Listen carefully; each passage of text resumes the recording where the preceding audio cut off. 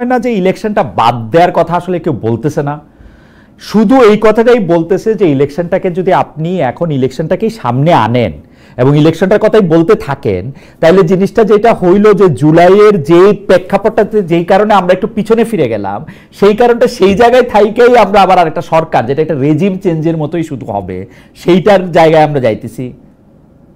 কিন্তু খালেদ ভাই, ব্যাপারটা হলো যারা ইলেকশন চাচ্ছে তারা তো এটা বলছে না যে সংস্কারের কোনো দরকার নাই। তারা যেটা বলছে ডিসেম্বর মানে যেটা হয় গত বছরের আগস্ট থেকে চিন্তা করলে 1.5 বছরের মতো সময়। সো এই 1.5 বছরের ভেতরে সময়ের ভেতরে অনেক সংস্কার হয়ে যাওয়া সম্ভব, অনেক সংস্কার আছে, চলমান প্রক্রিয়া থাকবে। কেউ তো এটা বলে নাই যে শুধুমাত্র একটা ইলেকশন হলেই দেশটা জান্নাতুল ফেরদৌস হয়ে যাবে। তারা যেটা বলার চেষ্টা করছে যে সংস্কার প্রক্রিয়াটা চলমান থাক, ইলেকশনটাও জরুরি, ইলেকশনটাও ডিসেম্বরের আগে ইলেকশনের কথা কেউ একটা বলেন। সাইদ আব্দুল্লাহ, আপনি তো অনেক মেধাবী প্রতিভাবান, আপনি যে বলতেছেন যে সংস্কারটা চলতে থাকুক, এখনো যে দলটা আসলে ক্ষমতায় চলে আসবে ইলেকশন হইলে, একটা ভালো ইলেকশন হলে এখন বিএনপি ক্ষমতায় আসবে, তারা যখন এই কথা বলে যে সংস্কারটা চলুক, সংস্কারটা আমরা গিয়ে করব, তারা এখনো ক্ষমতায় নাই, তারা কিন্তু সংস্কারটা হইতে দেয় নাই। কেন আমি বলতেছি হইতে দেয় নাই? যে সংস্কারের কথাই আসুক, বিএনপি কিন্তু বলছে এটা আমরা মানি না। তো যারা এটা মানে না তারা এটা কেমনে করবে? তাদের মতো করে করবে। সবকিছুতেই যে না না না খালেদ ভাই, আমার কাছে একটা ভিন্ন পার্সপেক্টিভ যেটা আছে, সবকিছুই সংস্কার কমিশন যেভাবে করে দিবে সেটাতে এগ্রি করাটাই সংস্কারের সাথে আমরা আছি, আর ওইটাতে যদি ভিন্ন কোনো মত থাকে তাহলে সংস্কারের সাথে নাই, এই কথাটা কি এইভাবে কনক্রিটলি বলাটা উচিত?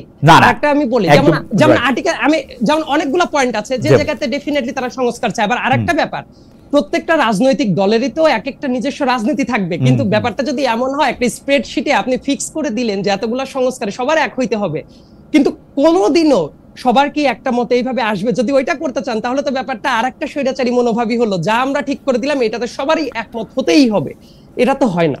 অ্যাবসলিউটলি সংস্কারের দরকার আছে খালেদ ভাই, আমি এটাও বিশ্বাস করি অনেক পয়েন্টে সংস্কারের দরকার আছে। রাজনৈতিক দলগুলো আমার কাছে মনে হয় তারা যে পয়েন্টে আছে তাদেরও আরেকটু উদারভাবে বিবেচনা করা উচিত। আবার সরকার এবং এই রাজনৈতিক দলগুলোর ভেতরে আমার মনে হয় যে একটা নেগোসিয়েশনের জায়গাটা এখনো আছে। আপনি এটা সাইদ আব্দুল্লাহ, আপনি আসলে আসেন, আমরা ছোট ছোট করে ব্যাপারটা দেখি, তাহলে সুবিধা হয়। যেমন আপনি বলতেছেন সংস্কারের দরকার আছে, পাশাপাশি আবার আপনি বলতেছেন যে রাজনৈতিক দলগুলোর সংস্কার তাদের মতো করে এটা হবে। ধরেন আপনি আমাকে বললেন যে আপনি আপনারা চেঞ্জ করেন, এখন আমি আমার চেঞ্জ করবো আমার মতো করে, এইটা কি হয় কোনোদিন? আমার চেঞ্জটা তো আপনি বলে দিবেন, আপনি বলে দিবেন যে কোন জিনিসটা আপনাকে হার্ট করতেছে, কোন জিনিসটা আমার খারাপ। না অবশ্যই খালেদ ভাই, আমি কিন্তু এটা বলি নাই যে রাজনৈতিক দল বলবে যে আমরাই সব সংস্কার করব। আমি কিন্তু আপনি খেয়াল করলে দেখবেন যে রাজনৈতিক দলগুলো অ্যাবসলিউটলি এই কথাই বলতেছে, সংস্কার করব কিন্তু আমার স্টাইলে। আমি খোলাখুলি বলি, আমার তো ঢাক রেখে কথা বলতে ইচ্ছা করে না, আমি খোলাখুলি বলি। বিএনপি বলতেছে সংস্কার চলবে, কিন্তু এটা হচ্ছে বিএনপির স্টাইলে, বিএনপির ব্র্যান্ডিং এ। অন্য কেউ কোনো কিছু বলবে, বিএনপি এত বড় দল, বিএনপি শুনবে কেন? কেন, অনেক পয়েন্ট আছে তারা তো শুনেও নেওয়ার চেষ্টা করছে খালেদ ভাই। যেমন উদাহরণ দেন। সংস্কারই শুনবো না। ফর এক্সাম্পল আর্টিকেল 70 নিয়ে তো খুব ভালো একটা আলোচনা হচ্ছে, এবং অন্যান্য রাজনৈতিক দলও, এবং আর্টিকেল 70টা দেখলাম সাইদ, এটা একটা খুব মজার বলতে হচ্ছে। আর্টিকেল 70 হচ্ছে একমাত্র বিষয় যেখানে বিএনপি আর এনসিপি একটা পয়েন্টে ওরা বলতেছে সরকারের স্থিতিশীলতা রাখার জন্য নাকি এই সরকারের প্রধানের ক্ষমতাকে চ্যালেঞ্জ করার দরকার নাই, যে জন্য 70 রাখার দরকার নাই। কয়টা বিষয় আপনি কথা বলতে পারবেন না? সংবিধান সংশোধন নিয়ে কথা বলতে পারবেন না, অর্থ বিল নিয়ে কথা বলতে পারবেন না, তাহলে আপনি কথা বলবেন কি নিয়ে? হ্যাঁ, এই তিনটা নিয়ে আলোচনা। আর বাকি সংসদে আর কি নিয়ে আলোচনা হয়? শোক প্রস্তাব, মমতাজের গান, এর বাইরে আর কি আছে? মমতাজের গানের কথা বলছি না, না এর বাইরে আর কি আছে? আপনি আইনের ছাত্র, আপনি বলেন তো এই তিনটার বাইরে কি আছে সংসদে আলোচনা করা হয় গুরুত্বপূর্ণ? অর্থবিদ, সংসদীয় সংশোধন, সরকারের আস্থা, এই তিনটার বাইরে আর কি আছে সংসদে আলোচনা হয়? আপনি আমারে বলেন। এমন অনেক কিছুই হতে পারে, ব্যাপারে তো আইন চেঞ্জের কোনো ব্যাপার আসতেই পারে খালেদ ভাই। আইন চেঞ্জ তো অর্থবিল, আইন চেঞ্জ তো অর্থবিল ভাই, অর্থবিল, আইন চেঞ্জ তো অর্থবিল, আইন চেঞ্জ তো অর্থবিল, সব আইন অর্থবিল হবে। চেক ইট ব্যাক, সব আইন অর্থবিল, সব আইন চেঞ্জ অর্থবিল হবে। সরকারের আয় ব্যয়ের সাথে নির্ধারিত যে কোনো কিছু অর্থবিল হবে। সেটা তো বটে, কিন্তু আমি যেটা বলার চেষ্টা করছি এই জায়গায় বেসিক্যালি আমার যেটা পার্টিকুলার অপিনিয়ন যেটা ছিল, হর্স ট্রেডিং যেটা আছে, এটা যদি আটকানো যায়, মানে বিএনপির একটা পজিশন আছে, বাট আমি ব্যক্তি হিসেবে আমার কিন্তু একটা পজিশন আছে। সেই ব্যাপারটা আমি যেটা বলছিলাম যে হর্স ট্রেডিংটাকে আটকানো বাদ দিয়ে, এবং পার্টিকুলারলি দু একটা জায়গায় বাদ দিয়ে, এই জায়গাটাতে মেম্বার অফ পার্লামেন্টের ফ্রিডমটাকে আমি বিশ্বাস করি যে এটা সংস্কারে আসা উচিত। বিএনপির হয়তো বা আলোচনার ভেতরে যাওয়ার পরে তাদের ভেতরে আরেকটু নেগোসিয়েশনে আসা উচিত। এবং আমি যেটা বলছি যে একদমই তারা আলোচনা মানছে না, সংস্কার চায় না, আপনার সাথে কথা বলা আনন্দদায়ক, আপনার সঙ্গে আরো আমি কথা বলবো, কিন্তু আপনি যে শব্দটা ব্যবহার করলেন রাজনীতিবিদদের অনুসারে হর্স ট্রেডিং, যারা একটা সংসদে দাঁড়িয়ে একটা মার্কায় একটা দলের পক্ষে ভোট নিয়ে আসে, আপনি তাদের পক্ষে আপনি যদি মনে করেন শুধুমাত্র হর্স ট্রেড করার মতো করে তারা নিজেদেরকে তারা বিকিয়ে দিতে পারেন, সেইটা নিয়ে আমি আপনার সঙ্গে আলোচনা করব যে সেইটাকে আপনি যদি শঙ্কা মনে করেন, এই শঙ্কাটা থেকে আমাদের দূর করা দরকার এবং সেটা সংস্কার কিনা সেটা আমরা একটু দেখতে চাইব। ডক্টর জামিন, আমিও আপনার সাথেও আমি একটু গুচ্ছ প্রশ্নের আকারে কিছু প্রশ্ন করতে চাই। প্রশ্নটা হচ্ছে যে এনসিপি বা আপনারা এটা মনে করেন কিনা যে এই সরকার জুলাই সনদ নাও করতে পারে? ধন্যবাদ খালেদ ভাই, আমার সহ আলোচক এবং দর্শক যারা দেখছেন সবাইকে শুভেচ্ছা। না, এখন পর্যন্ত আমরা এরকম কোনো কিছু মনে করি না, কারণ এটার কথা অধ্যাপক রিয়াদ স্যার যতবারই গণমাধ্যমের সামনে আসে, যতবারই ওনার বক্তব্য হয়, যতবারই জাতীয় ঐক্যমত্য কমিশনের সাথে রাজনৈতিক দলগুলো বসার পর উনি প্রেসকে ব্রিফ করেন, সব সময় জুলাই সনদের প্রতি গুরুত্ব দেন। এবং জুলাই সনদ এমন একটা বা চার্টার, এটা এমন একটা বেস হবে যেটার উপর এই যে আমরা গণতান্ত্রিক ট্রান্সফরমেশন বলি বা ফ্যাসিবাদ থেকে গণতন্ত্রের দিকে যাত্রা বলি, যেটাই বলি, এই পথটার একটা দিক নির্দেশনা থাকবে বা একটা বেস তৈরি করে দিবে। সো এখন পর্যন্ত, আজকের পর্যন্ত আমার কাছে এই আশঙ্কা মনে হয় না। আমি মনে করি যে সব দলকে আস্থায় নিয়ে এটা সনদের ক্ষেত্রে আপনারা একটা জুলাই সনদের ড্রাফট করেছেন, সরকার কি সেই ড্রাফটটাই রাখবে নাকি কোনো চেঞ্জ করবে? জুলাই ঘোষণাপত্র যেটা 31শে ডিসেম্বর আমরা দিতে চেয়েছিলাম সব পক্ষের কে সাথে নিয়ে, মানে ফ্যাসিবাদ বিরোধী গণ অভ্যুত্থানের সব পক্ষকে সাথে নিয়ে, সেটা কিন্তু তখন সরকার নিজেরাই পরবর্তীতে বলল যে এটাই তারা দায়িত্ব নিয়ে এটা করবে। তো 15 কর্মদিবস অনেক পার হয়ে গেছে, ওটা হয় নাই। যাই হোক, যেভাবেই হোক, এখন তারা এটাকে জুলাই সনদে অন্তর্ভুক্ত করবে। সো এটা কিন্তু সব পক্ষের জন্য, শুধুমাত্র তো এনসিপির লোকজনই গণ অভ্যুত্থানে অংশ নেয় নাই, যে ফেসবুকে লিখেছে, যে যেভাবেই অংশগ্রহণ করেছে, এটা সবার জন্যই আমরা এটার একটা ঘোষণাপত্র বা এটার একটা দালিলিক ফ্রেমওয়ার্ক চাই। তো এটা আমার কাছে মনে হয়। আর এর জি শেষ করেন আপনি।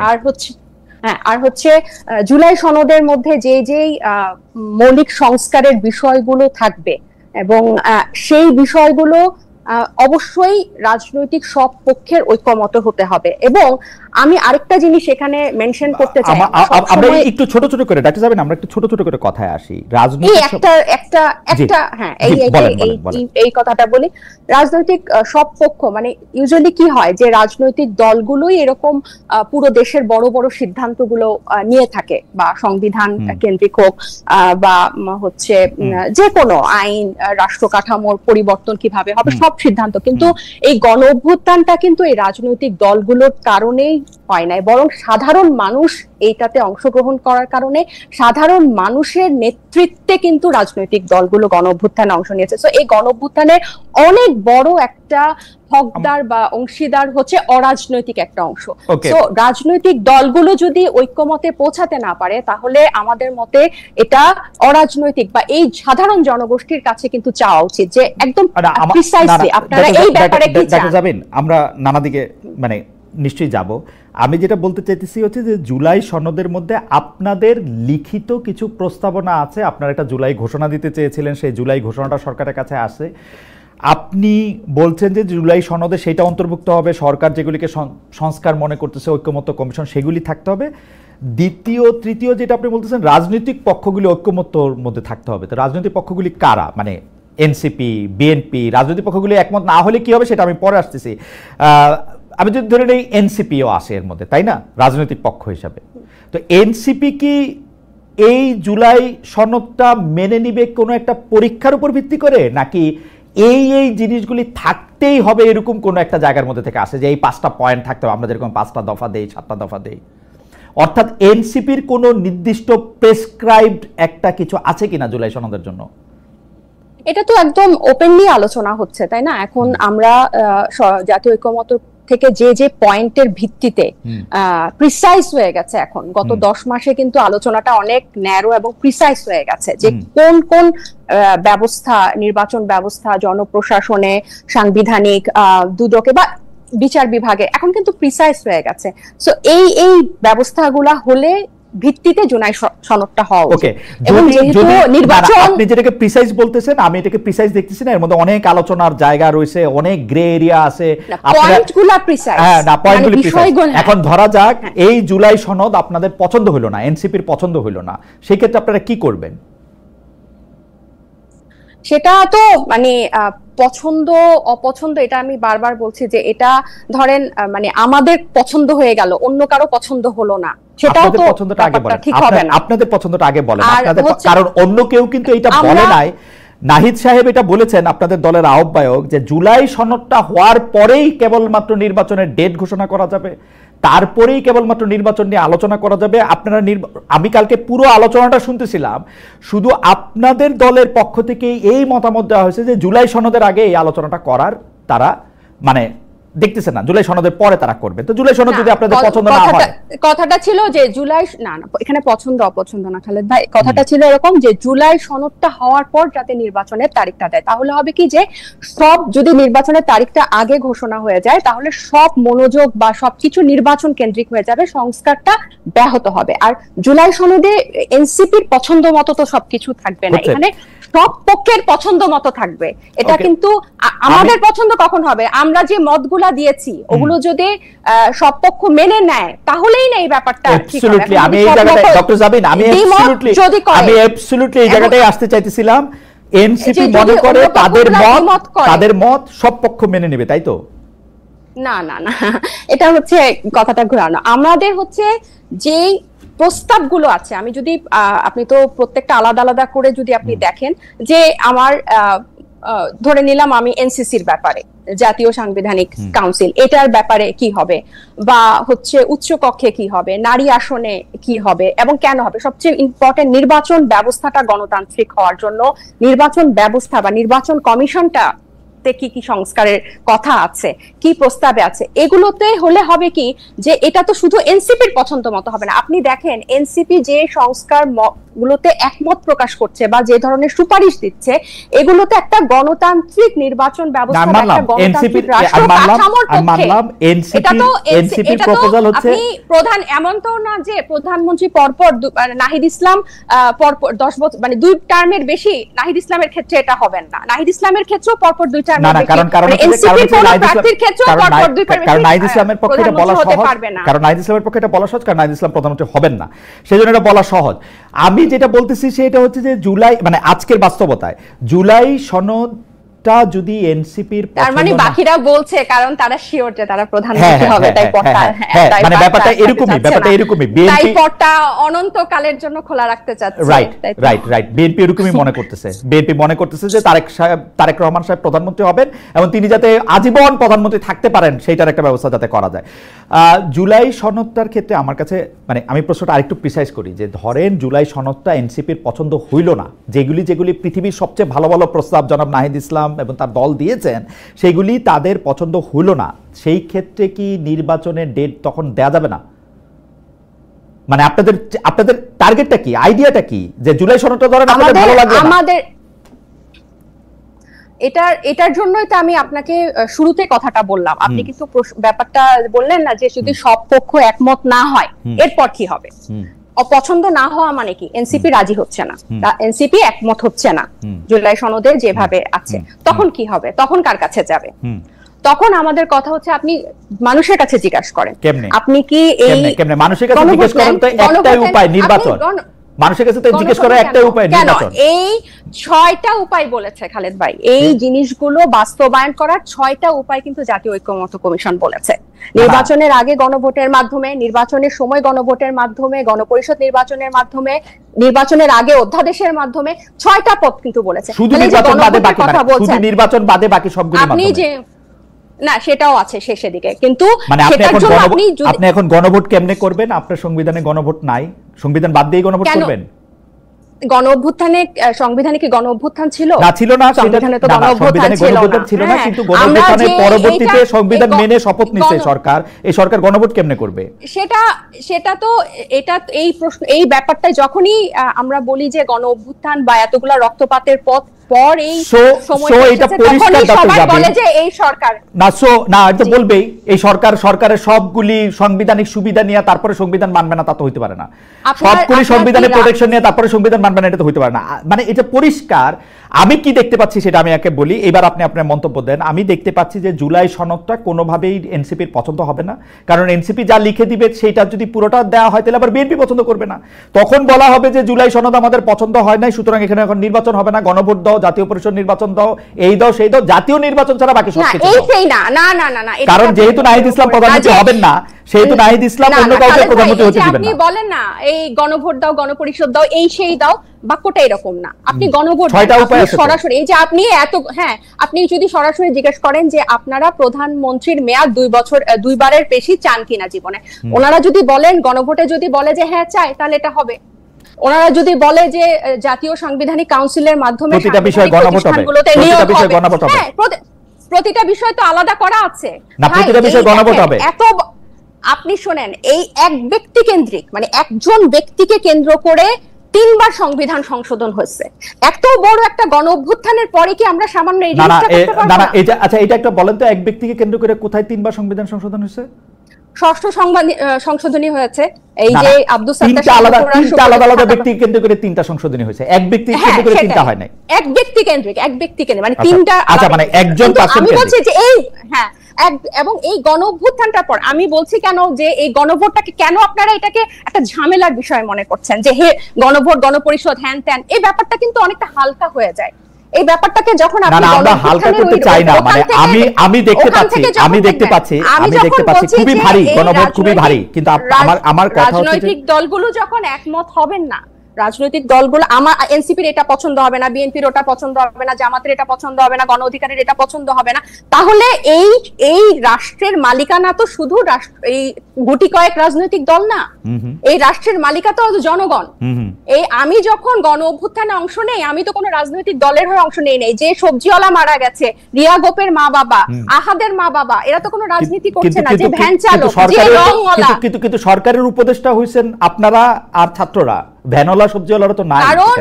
কারণ এই ছাত্রদের গণ অভ্যুত্থানে, এবং শুনেন খালেদ ভাই, এই জিনিসটা হচ্ছে কথার পিঠে কথা বলার জন্য, গণ অভ্যুত্থানের নেতৃত্ব দানকারী ছাত্ররাই ওখানে উপদেষ্টা হিসেবে গেছে। এই আলোচনা, এই ডিবেট অনেক আগে শেষ। এবং আমরা যে সংবিধান, এই যে সিস্টেম পরিবর্তনের কথা বলছি বা গণতান্ত্রিক বলছি, ওই সবজিওয়ালা, ওই গার্মেন্টস এর মেয়ে যাতে একটা পথ সৃষ্টি হয়। আমি যে রাজনীতিতে আসবো, আমি একটা প্রিভিলেজ মনে করি নিজেকে, আমি একজন প্রিভিলেজ শহুরে মেয়ে হয়ে যে আমি রাজনীতিতে আসবো, এই পথ কিন্তু গত দশকগুলাতে আমি কখনো দেখি নাই, কিন্তু এখন এই পথটা সৃষ্টি করা লাগবে। আমার মনে হয় আপনি আরেকটু ভালো করে দেখতেও পারেন, তাইলে হয়তো আরো কিছু সিমিলারিটিস আপনি দেখবেন। আমরা আবার আসবো আপনার কাছে। আমি জনাব সাইদ আব্দুল্লাহ, আপনার কাছে বলতে চাই বা আপনার কাছে জানতে চাই যে আসলে যে জায়গায় আমরা ছিলাম সেই জায়গা থেকে আমি যদি আপনাকে বলি যে সিস্টেমের পরিবর্তন দিয়ে আপনি আসলে শুরু করেছিলেন, রাজনৈতিক দলগুলোর অবস্থান দিয়ে আপনি কথা বলেছিলেন, কিন্তু আমরা যে রাজনৈতিক দলকে এখন আসলে ক্ষমতার কাছাকাছি যাওয়ার জন্য, যেটি ডক্টর জাবিন বললেন যে 2বার প্রধানমন্ত্রী থাকবেন কিনা পরপরের বেশি, 2বার বা লাগাতার 1বার 2বার, নাকি পরপর 2বার, নাকি 3বার, এইটা নিয়ে যখন তারা কথা বলে তখন আমরা স্পষ্ট বুঝতে পারি যে তারা আর কোনোদিন কোনো সংস্কার করবে না। এবং সংস্কার যে করবে না এইটা বলে তারা যেন তেন রকমে একটা শুধু নির্বাচন চায় এবং ক্ষমতায় যাওয়ার পরে তারা সেইটাই করবে যেটা তারা করতেছিল। আমি এই ব্যাপারটাকে একটু ব্যাখ্যা করি। 15 বছর পরে নির্বাচনের যাওয়া এবং কি কি বিষয় নিয়ে তারা কাজ করবে সেটা যদি আমি পিছনে ফিরি, তাহলে আমি আওয়ামী লীগের দুঃশাসন দেখতে পাই, কিন্তু বিএনপির কি চেঞ্জ আমরা দেখি যে বিএনপি এখন দাবি করতেছে যে তারা সবচেয়ে সংখ্যাগরিষ্ঠ লোক, তাদেরই মানুষ ভোট দিবে, তাদেরকেই প্রধানমন্ত্রী বানাবে। কেন, কি করছে বিএনপি? ভাই, এটা দেখার জন্য তো ইলেকশন দরকার। আমার কথা, বিএনপি কে যদি মানুষ না পছন্দ করে ভোট দিয়ে নির্বাচিত করবে না, খুবই সিম্পল উত্তর। মানে এইটা তো আমি বা আপনি আমরা কি এটা ঠিক করে দিতে পারি যে বিএনপি কে দেখতে পারলো না পারলো না? বিএনপি যদি অপকর্ম করে, বিএনপি কে যদি পছন্দ না করে, বিএনপি একটা ফেয়ার ইলেকশনে বিএনপি হেরে যাবে না। কিন্তু সাইদ আব্দুল্লাহ, আপনি ফেয়ার ইলেকশন বলতে কি বুঝেন? আপনি যদি নির্বাচনের এই কাঠামোগত সংস্কারটা আপনি না করেন, তাইলে আমার মতো লোক ধানের শীষের একটা মার্কা নিয়ে গিয়ে এবং বিএনপি অফিস থেকে কারি টাকা নিয়ে গিয়ে আমি ভোট কিনে চলে আসবো। তো আমি তো হুন্ডা এবং গুন্ডা দিয়ে ইলেকশন প্রভাবিত করব, আমি তো ফেয়ার ইলেকশন পাবো না। ব্যাপারটা হলো কি খালেদ ভাই, বিগত আমার মনে হয় যে অনেকগুলা টার্ম আমরা শুধুমাত্র ওই আমি ডামির ভোট, নৈশ ভোট সবকিছু দেখে আমাদের কাছে মনেই হচ্ছে যে সামনেও এটাই হবে। তো তাহলে আমি বলতে চাই এই মুহূর্তে দাঁড়িয়ে গণ অভ্যুত্থানের প্রায় 10 মাস শেষ হয়ে গেল। ডক্টর মোহাম্মদ ইউনূস অন্তত পক্ষে, তার তো শুধু ইলেকশন কমিশন না, তার তো পুলিশ বলেন, সাসিবিক জায়গা বলেন, এই জায়গাগুলো তো সংস্কারের একটা ম্যান্ডেট তার আছেন। সো তাহলে কি সংস্কার হইল যে আবার ওই শেষটাতে ভোট চুরি করার মতো পদ্ধতিটা থাকলো? আইন শৃঙ্খলা বাহিনীর কি সংস্কার হইল না? তো সংস্কার হয় নাই। তো সবগুলি জায়গায় বিএনপির লোক বসে আছে, সবগুলি জায়গায় বিএনপির লোক বসে আছে, সংস্কার কেমনে হবে? যেখানে বিএনপির লোক নাই সেখানে জামাতের লোক আছে, অল্প কিছু এনসিপির লোক আছে, এই তো। তো প্রপোর্শনাল, আমার কথা যেটা আমি ওই আলাপে যাওয়ার আগে সবচেয়ে আগে একটা পয়েন্ট খুবই ক্লিয়ারলি বলতে চাই। খালেদ ভাই, আপনি যখন বললেন যে প্রত্যেকটা জায়গায় বিএনপির লোকই বসে আছে, আমি একেবারে থিওরিটিক্যাল ভাবে যদি চলে যাই, এই আলোচনাটা আমার কাছে মনে হয় যে একটু প্রবলেমেটিক এই কারণে, ডক্টর মোহাম্মদ ইউনূস যখন ক্ষমতায় এসে বসেন উনি খুব ক্লিয়ারলি বলেছিলেন যে তার নিয়োগকর্তা হলো ছাত্ররা। এবং অনেক জায়গায়, কেন এই সরকারের ভেতর আপনি যে বললেন সব জায়গায় বিএনপির লোক বসে আছে, ছাত্র প্রতিনিধি 2 জন বসে আছে না এখনো সরকারের ভেতরে? অনেক জায়গায় নিয়োগের বিভিন্ন জায়গায় যে ধরনের কথা বলছেন, এবং আমি প্র্যাকটিক্যালিটি যদি আরেকটা জায়গায় চিন্তা করি যে বাংলাদেশে এই মুহূর্তে সবকিছু বিএনপি কন্ট্রোল করছে, যখন আপনি এই জায়গাটা ধরে নিবেন তাহলে তো বলে আমি উদাহরণ দেই সাইদ আব্দুল্লাহ, আপনাকে আমি উদাহরণ দেই। অনেক ক্ষেত্রে ডক্টর ইউনূস তার অসহায়ত্বর কথা প্রকাশ্যে বলেছেন, ইঙ্গিতে বলেছেন, আমি প্রকাশ্যে বলি। এই সরকার ক্ষমতা আসার একদিনের মাথায় বেগম জিয়ার, হ্যাঁ এটা অন্যায় মামলা, রায় হয়েছে। 2 নাম্বার ক্ষেত্রে তারেক রহমান সাহেবের বিরুদ্ধে যতগুলি মামলা হয়েছিল সবগুলি মামলা ইন অ্যাবসেন্সিয়া খালাস হয়েছে, কিন্তু ইন অ্যাবসেন্সিয়া তার পক্ষে তিনি রায় পেয়েছেন। তিনি এখনো বিদেশে বসে আছেন, তিনি ইন অ্যাবসেন্সিয়া রায় পেয়েছেন আগের রায়ের প্রতি অনাস্থা বা আগের আদালতের প্রতি অনাস্থা প্রকাশ করে। এটা মানে খুব কমন ঘটনা না, কিন্তু আপনি আইনের ছাত্র, আপনি জানেন। ওনার তো এই আদালতে আইসা বলতে হবে যে আমি এখন হাজির হয়েছি, আমি এখন আপনার উপর আস্থা আনতেছি। উনি আস্থা ছাড়াই কিন্তু উনি সব বিষয়ে উনার পক্ষে রায় পাইছেন। প্রতিটা জায়গায় আপনি নির্বাচন কমিশনের কথা যদি আপনি বলেন, নির্বাচন কমিশনের মধ্যে আপনি ইশাক সাহেবের ঘটনা নিয়ে আপনি একটা আনহোলি হেস্ট দেখতে পান নাই? যে আপনার কাছে মনে হয় না যে নির্বাচন কমিশন? জি আপনি বলেন। আপনি যখন এই পয়েন্টগুলো তুলছেন, তাহলে তো আরেকটা পয়েন্ট তো আপনি বিএনপির মামলাগুলো শেষ হয়ে যাচ্ছে, ইউনূস সাহেবটাও দেখতে পাচ্ছি, ইউনূস সাহেবটাও দেখতে পাচ্ছি, হ্যাঁ ইউনূস সাহেবটাও দেখতে পাচ্ছি, হ্যাঁ ইউনূস সাহেবটাও দেখতে পাচ্ছি। সেটা এক ধরনের ট্রেডিং হচ্ছে, সেটা এক ধরনের ট্রেডিং হচ্ছে ইউনূস সাহেবের সাথে বিএনপির, ইউনূস সাহেবের সাথে বিএনপির ট্রেডিং হচ্ছে এটা। আমি আর আপনি তো দেখি নাই এটা, আপনি দেখেছেন? আমি তো দেখতে পাচ্ছি যে এর বেনিফিশিয়ারি, আমি তো বেনিফিশিয়ারি থেকে দেখবো। আমি তো দেখতে পাচ্ছি যে এই সরকার ক্ষমতায় থাকার বেনিফিশিয়ারি হচ্ছে ইউনূস সাহেব এবং বিএনপি, আর অন্য কেউ বেনিফিশিয়ারি নাই, অল্প বেনিফিশিয়ারি। এনসিপি কম, ওই যে 2 জন উপদেষ্টা আছে ফ্ল্যাগ লাগায় ঘুরে বেড়াচ্ছে। আছে এটার আবার একটা ঘটনাও আছে, ধরেন যে বিভিন্ন জায়গায় তাদের যে স্টেক যে সংখ্যাটা, বাংলাদেশে তো অতীতে মোটা দাগে তো 2টা দলই ছিল, জামাত ছিল, এনসিপি নতুন দল, তাদের সংখ্যার অনুপাতে দেখা যাবে যে তারা ওই পরিমাণ বেনিফিটটা পাচ্ছে। আপনি তো একদিন এসে যদি বলেন এই মুহূর্তে আওয়ামী লীগ নাই, তাহলে বিএনপিও কোথাও থাকবে না, এর মিনিং হলো তাহলে ওই জায়গাগুলোতে কারা থাকবে? এই বেনিফিটের প্রশ্নটা যখন আপনি করলেন, এর মিনিংটা হলো ইউনূস সাহেবও বেনিফিট নিচ্ছেন, বিএনপিরও যদি কথা বলেন আছে, জামাত বলেন, জামাত বেনিফিট পাচ্ছে না। তার বাইরেও তো জনগণ আছে ভাই, যারা বিএনপি, জনগণ তো অবশ্যই আছে, কিন্তু এককেন্দ্রিক ভাবে আমার মনে হয় যে ওইভাবে বলাটা আসলে খুব একটা সমীচীন হলো কিনা আমার একটু সন্দেহ লাগছে। প্রত্যেকেই এই জায়গাটা আসার জায়গাটা ছিল, কিন্তু একটা দল বেনিফিট পাচ্ছে, সব জায়গায় বসে আছে, এই কথাটা আমার মনে হয় যে মানে কারেক্ট। আচ্ছা আমি একটু কারেক্ট করি, আমাকে একটা দল বেশিরভাগ ভালো জায়গায় বসে আছে এবং বেশিরভাগ বেনিফিট পাচ্ছে। একটা দল বেশির, এটা কে ঠিক করবে? এই প্যারামিটারটা কে ঠিক করবে? এটা তো প্যারামিটারের প্রশ্ন না, আমি হচ্ছে যে উপসংহারটা দেখতে পাচ্ছি। আমি ফলত আমি গাছ থেকে কি ফল পড়তেছে সেটা দেখতে পাচ্ছি, এবং বিএনপির হুঙ্কার দেখতে পাচ্ছি, বিএনপির হুঙ্কার দেখতে পাচ্ছি ক্ষমতায় আসার আগেই। হুঙ্কার আরো অনেকেরই দেখতে পারছেন। হুঙ্কার যে ছাত্রটা বিশ্ববিদ্যালয়ের হলে ছিল, সেই ছাত্রটা মানে বিশ্ববিদ্যালয়ের হল থেকে বের হয়ে গিয়ে এখন এত বেশি পাওয়ার দেখাচ্ছে বিভিন্ন জায়গায়, এই চিত্রটাও তো দেখেছেন। কারণ তার মানে হলো তার পাওয়ার তো রক্তে কিনা, বিভিন্ন জায়গায় দেখেছেন সাইদ আব্দুল্লাহ, তার পাওয়ার তো রক্তে কেনা। তো আপনার কি মনে হয় যে পাওয়ার, বিএনপির পাওয়ারটা তো উড়ে এসে জুড়ে বসা? না, অ্যাবসলিউটলি নো খালেদ ভাই, এটা টোটালি অপোজ করার মতো একটা জায়গা। উড়ে এসে জুড়ে বসা যখন আপনি আচ্ছা ঠিক আছে, আপনি অপোজ করেন, আপনি বিশ্বাস করেন খালেদ ভাই, আপনি এটা বিশ্বাস করেন না? আমার বিশ্বাসের কথা আপনি বাদ দেন, আমার বিশ্বাসের কথা বাদ দেন খালেদ ভাই, আমার বিশ্বাসের কথা বাদ দেন। আমি অত্যন্ত রেসপেক্টফুল আমি বলছি, আপনিই তো বললেন এটা উড়ে এসে জুড়ে বসে। আচ্ছা, এটাকে আমি উদ্ধৃতি চিহ্নের মধ্যে দিলাম যে কেউ কেউ বলতেছে, কেউ কেউ কিন্তু এনসিপির বা যে ছাত্রের কথা আপনি, ছাত্রছাত্রীর কথা আপনি বলতেছেন, তার যে অধিকারটা আদায়ের জন্য যে সে রক্ত দিছে সেটা আমি চোখে দেখছি। বিএনপিটা আমি কানে শুনছি। এবার বলেন, আপনি কানে শুনেছেন, তার মানে কেন বিএনপির কেউ মারা যায় নাই খালেদ ভাই? মারা গেছে। আপনি যখন বলছেন বিএনপির মারা গেছে, প্রথম যে ছাত্র আমাদের বন্ধুরা যাদেরকে আমরা মারা যেতে দেখেছি আমাদের এই আন্দোলনের অংশে, প্রথম কয়েকজনের নাম বলে তো ওয়াসিম আকরামের নামও চলে আসবে, চট্টগ্রামের, সে বিএনপি উইং এর ছিল, এবং একই সাথে বিএনপির হিউজ নাম্বার একজন মানুষ মারা গেছে, জামাতেরও অনেকে মারা গেছে। সো আপনি যদি বলেন যে ছাত্ররাই শুধুমাত্র রক্ত দিয়ে কেনা, এই ব্যাপারটা আমি এই আন্দোলনের একটা অংশ হিসেবে আমি খুবই তীব্রভাবে দ্বিমত পোষণ করলাম।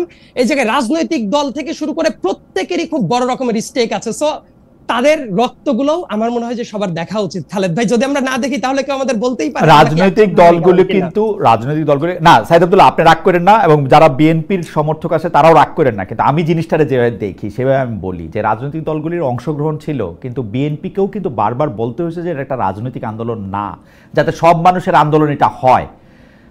তো এই সব মানুষের আন্দোলনটাকে কারা নেতৃত্ব দিছে? ছাত্র জনতারাই নেতৃত্ব দিছে। এটা ছাত্ররা সামনে ছিল, ছাত্রদের সামনে দেখে উৎসাহী হয়ে আরো অনেকে আসছে, আমরাও এটার মধ্যে, আপনি অনেক প্রত্যক্ষভাবে অংশগ্রহণ করেছেন, আমরাও একটু দূরবর্তীভাবে অংশগ্রহণ করছি, কিন্তু উদ্দেশ্যটা ছিল সিস্টেমটা পাল্টানো, যেটা আপনি এটার মধ্যে শুরু করছিলেন। এখন আপনি শুধু আপনার একটা প্রেফারেন্সের জন্য ওই সিস্টেমটার কাছেই আবার মানে আটকে থাকতেছেন কিনা, কখনোই বলছি না আমি কিন্তু কখনোই বলি নাই এক্স্যাক্টলি অ্যাজ ইট ইজ সিস্টেমটা থাকবে, এটা আমি কখনোই মনে করি না। অনেক জায়গায় চেঞ্জ আসার দরকারটা আছে, কিন্তু বর্তমানের সংকটটা কোথায় চলে গেছে খালেদ ভাই, প্রথম কথা আমি কিন্তু ব্যক্তিগতভাবে যেটা মনে করি, এই আন্দোলনটা, গণ অভ্যুত্থানটা, এটা সবার মানে সবার, এমনকি আপনাদের মতো যারা জার্নালিস্ট আছেন তারাও কি পরিমাণ ত্যাগ স্বীকার করেছেন না। একই সাথে আমি আরেকটা জিনিস বিশ্বাস করি, এই জায়গাটা এসে যাতে এটা ডেড ব্লকে না পরিণত হয়, যে এই যে অনেকেই যে বলে এই সংকটটা, আপনি যে আলোচনাটা টানছেন, এটা প্রেমিসটা কি, এটার জায়গাটা হলো যে সংস্কার নাকি নির্বাচন।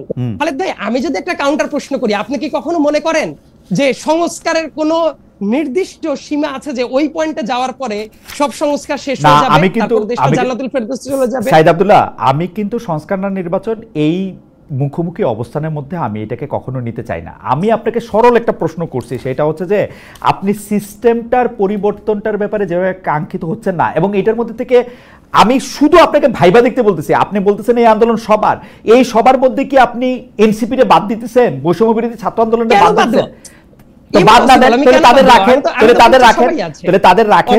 তাদের যখন আপনি রাখবেন, তাদের যখন রাখবেন, তখন তাদের কথাটা শোনার জায়গাটাও তো আপনার রাখতে হবে না? অবশ্যই সবাই তো মতামত দিবে, আমি যেটা তাদেরকে তো বিলিভ করি, হ্যাঁ অবশ্যই সবার মতামতটা থাকা উচিত, এবং সব মতামতের পর ভিত্তি করে আমরা বোধহয় একটা গ্রাউন্ডে চলে আসতে পারি। ইয়েস, সবাই সব পয়েন্টে একমত হবে না, আমি এখনো ততটা নৈরাশ্যবাদী না যে সবাই মোটামুটি কিছু পয়েন্টে একমত হবে, এটা আমি অবিশ্বাস করি। আপনার কাছে কি মনে, আমি সরাসরি জিজ্ঞেস করি আপনার কাছে কি মনে হয় না যে বিএনপি সংস্কার সম্পর্কে একটা সাংঘাতিক রিজিড অবস্থানে নিয়ে, এবং দুই, এই আন্দোলনের ভাগাভাগি জায়গায় মানে বিএনপির এটা স্বীকার করতে অসুবিধা কোথায় যে বৈষম্য বিরোধী ছাত্র আন্দোলনের ছাত্রদের নেতৃত্বে শেখ হাসিনাকে এখান থেকে সরাইতে হয়েছে, এখানে কার কি কৃতিত্ব ছিল সেগুলি বলার দরকার তো বিএনপির নাই, নাকি আছে? আপনি কি মনে করেন ওই কৃতিত্বটাও বিএনপি নিতে হবে? এই কৃতিত্ব আসলে আপনি কি শুধু বিএনপিকেই দেখছেন, আর কেউ সেই কৃতিত্ব দাবি করছে না বিভিন্ন জায়গায়? আমি আর কারো কথা ভাবতেছি না, আমি বিএনপি কেন এই কৃতিত্বটা নেয়ার কথা ভাবতেছি, এটা আমি ভাবছি। বিএনপি কখনোই বলেছে যে বিএনপি একক কৃতিত্ব নিচ্ছে, অথবা বিএনপি কখনো বলছে যে আমরাই লিড দিয়েছি? এই দুইটা বাক্য খালেদ ভাই কোথাও বলেছে? বিএনপির কেন্দ্রীয় কাছাকাছি, প্রায় কাছাকাছি কথা বলেছে। না, কিন্তু তারা বলেছেন যে বিএনপি না থাকলে নাকি এই আন্দোলন হইতোই না। সেটা প্র্যাকটিক্যাল কারণ, সেটার ভিন্ন অনেক আলোচনা থাকতে পারে, সেই আর্গুমেন্টে আমিই যেতে পারি। কিন্তু খালেদ ভাই, আমি আপনার কথাটাকেই ধরে আমি বলছি, বিএনপির কেন্দ্রস্থানীয় কেউ কি এই দাবি করেছে যে বিএনপির নেতৃত্বে আন্দোলন হয়েছে? একটা যদি উদাহরণ আমি পাই তাহলে মনে করবো আপনি যে পয়েন্টটা তুলেছেন। না, এরকম বিএনপির নেতৃত্বে আন্দোলন হয়েছে সেটা বলে নাই। বিএনপি যে দাবিটা করে, বা আপনি যে দাবিটা করেন, আপনার দাবিটা আমার কাছে খুব সুন্দর লাগছে। সেইটা হচ্ছে যে আপনি বলেন যে একটা জায়গাকে অনেকবার আঘাত করা হলো, 100টা আঘাত করা হলো, 100তম আঘাতে গিয়ে ওইটা ভেঙে পড়লো, তাহলে কি আপনি 100তম আঘাতের কৃতিত্ব দিলেন কিনা? তো সেটা হচ্ছে যে বিল্ডিং এর জন্য ঠিক, এই আন্দোলনের জন্য ঠিক না। এই আন্দোলনটাকে আমি ফুটবল খেলার মাঠের সাথে তুলনা করতে পারি, যেখানে মধ্যে হচ্ছে সারা মাঠ অনেক খেলা হলো, গোল দিল হচ্ছে তাজনুবা জাবিন। আমি তাজনুবা জাবিনকে স্কোরার বলবো, আপনাকে না, আনফরচুনেটলি। আপনি স্কোরার বলবেন, কিন্তু কোনোদিন কি খালেদ ভাই এইটা বলে যে যে স্কোর করেছে সেই একমাত্র ক্রেডিট দাবি দেয়? হ্যাঁ, অনেকটাই বলে। হেডলাইনটা স্মরণ করেন, মেসির গোলে হারালো অমুক তমুককে। সেটা হেডলাইন, কিন্তু সবসময় কি এটা হয় খালেদ ভাই? বেশিরভাগ সময় হয়। বেশিরভাগ সময় না। আপনি ফুটবল খেলার কথা বলেন, ফুটবল আমারও অনেক প্রিয় খেলা, কিন্তু আপনি যখন চিন্তা করবেন যে একজন স্ট্রাইকার গোল দিল, শুধুমাত্র সেই জিতিয়ে নিয়ে আসলো, এই জায়গাটা বোধ হয় যে ফুটবল খেলা আমার কাছে মনে হয় যে তাদের কৃতিত্বটাকে নিয়ে ভাগাভাগি করতে যাওয়াটাই এইটা বাংলাদেশের রাজনীতিতে একটা আনফরচুনেট জায়গা হচ্ছে। তাদের কৃতিত্ব তাদের জায়গায় দেওয়া দরকার ছিল। এবং একটা কথা বলি খালেদ ভাই, আমার পার্সোনাল অপিনিয়নটা বলি, আমার মনে হয় যে তাহলে আপনি একটু খুশি হবেন। জি, যারা আন্দোলন করেছে, আমরা তো সবাই সহযোদ্ধা মানুষ, এবং আমি দৃঢ়ভাবে বিশ্বাস করি এই আন্দোলনটা যখন থেকে শুরু হয়েছে, এই যে বৈষম্য বিরোধী ছাত্ররা যারা ছিল, তারা নেতৃত্বস্থানীয় জায়গায় ছিল, এইটা কেউ অস্বীকার করা কারো জন্যই কখনোই উচিত হবে না। একই সাথে এই পয়েন্টটা এইভাবে আসা উচিত, তাদের আন্দোলনে কোটা সংস্কার আন্দোলনটা শুরু হলো, কোটা সংস্কার আন্দোলন ধীরে ধীরে গণ অভ্যুত্থানের দিকে এগিয়ে গেল, এবং রাজনৈতিক দলগুলো খুবই গুরুত্বপূর্ণ রোল প্লে করেছে। মানে ছাত্রদের স্টেকও থাকবে, রাজনৈতিক দলগুলোকেও আপনি একদম নালিফাই করে দিবেন, সেটাও একটা নালিফাই। আমার মনে হয় যে নালিফাই প্রশ্নটা কোথা থেকে আসলে এটা আমি বুঝতে পারতেছি না। সাইদ আব্দুল্লাহ, আমরা আবার আসি আপনার কাছে। অনেকেই এই কথাও বলে যে রাজনৈতিক দলগুলো কিছু ছিল না, রাজনৈতিক দলগুলো এই কথা বহু মানুষ বলে, রাজনৈতিক দলগুলো কিছু ছিল না। আমি কিন্তু উল্টাটা দেখি সাইদ আব্দুল্লাহ, আপনি এটা একটু বিবেচনা করে দেখবেন। আপনি দেখবেন বিএনপির লোকেরা বলে মানে কি করলে জানি কে ভেসে যাবে। বিএনপির লোকেরা বলে দৌড়ানি দিলে বঙ্গোপসাগরে গিয়ে পড়বে। আরেকজন বলে, এরকম রেটরিক কি শুধু বিএনপির লোকজন বলছে, অন্য কেউই বলছে না? সংস্কার প্রস্তাব না মানলে সেই প্রস্তাবটা কোরআন শরীফেরই বিরোধিতা করা হবে, এমন কথা কেউ বলে না? হ্যাঁ, এগুলিও বলে।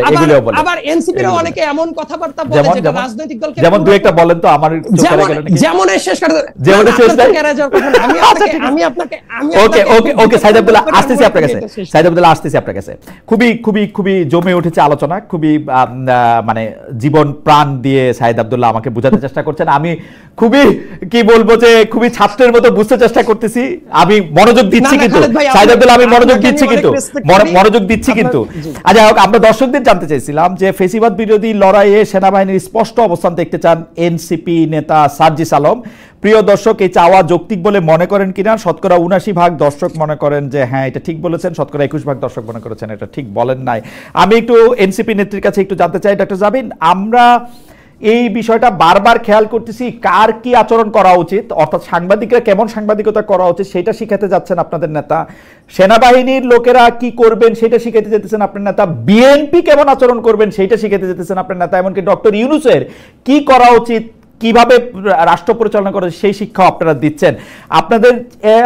আপনাদের মতামত দেখে মনে হচ্ছে যে মানে এভরিথিং আপনারা যেভাবে বলবেন সেভাবেই আসলে পরবর্তীতে সব রাষ্ট্রের সিদ্ধান্ত দিতে হবে, এইটা আপনারা আসলে দলগতভাবে খুব মনে করেন কিনা? আর আমি আপনাকে ছোট দুই একটা জিনিস একটু মনে করে দিতে চাই, আপনি যদি একসাথে একটু বলেন। এর আগের বার যখন আমার সাথে এনসিপি নেতা নেত্রীদের দেখা হয়েছিল এবং যখন আপনিও এই কথা বলেছিলেন যে আপনারা আসলে এটাকে আপনাদের আয় ব্যয়ের হিসাব, আপনারা কিভাবে দলটি পরিচালনা করবেন, অর্থনৈতিক কাঠামো কি হবে সেটি আপনারা বলবেন।